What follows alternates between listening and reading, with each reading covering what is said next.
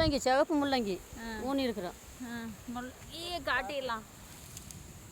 இது இது சிவப்பு முள்ளங்கி. அது வந்து வெள்ளரிக்காய். இதுவா? ஆமாம். நான் வெள்ளரிக்காய் செடி நினச்சிட்டு இருந்தேன். அது வந்து வெள்ளரிக்காய் செடி. அப்படியா? இது வந்து சொரச்செடி. அடுத்தது இது வந்து கொத்தவரங்காய். இது வந்து கத்திரி செடி. நாற்று நடுல ஊனி வச்சிருக்கோம், பதியம் போட்டு வச்சிருக்கோம். இது வந்து கொத்தவரம் செடி. இது வந்து பீக்கன் செடி, பீக்கன் செடி. இது வந்து துளுக்கமல்லி. இது என்ன?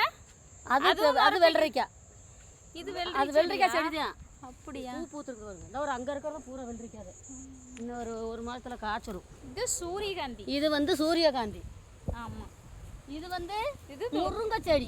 இது தானாவுலேருந்து முளைச்சது. ஆமாம் ஆமாம். இது என்னன்னா இது வந்து புடலஞ்செடி. புடலஞ்செடி பூ வச்சிருக்குது புடலஞ்செடி.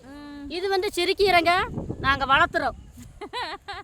இது வந்து வெண்டங்காய் செடி. இது வந்து அசுவினி விழுகுது.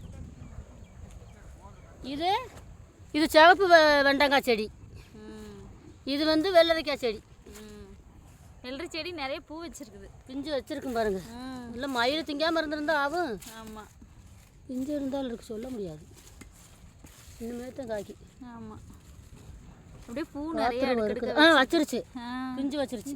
இந்த வருங்க, நான் தான் வச்சிருக்குன்னு சொன்னேன். இங்கே பாருங்க, பிஞ்சு வச்சிருச்சு. அதான் தெரியுதா? இன்னும் காயோ இதை கொண்டு இதுக்கு பாதுகாப்பு வைக்கல, மயில் விடாதுங்க. ஆமாம், வெள்ளரி செடியில் ஒன்று கூட விடாது. இதுவும் சிரிக்கிறது தானே? ஆமாம். இது வந்து கத்திரி செடி. அவ்வளோதான். இங்கே ஒரு ஓகே, முருங்கை செடி.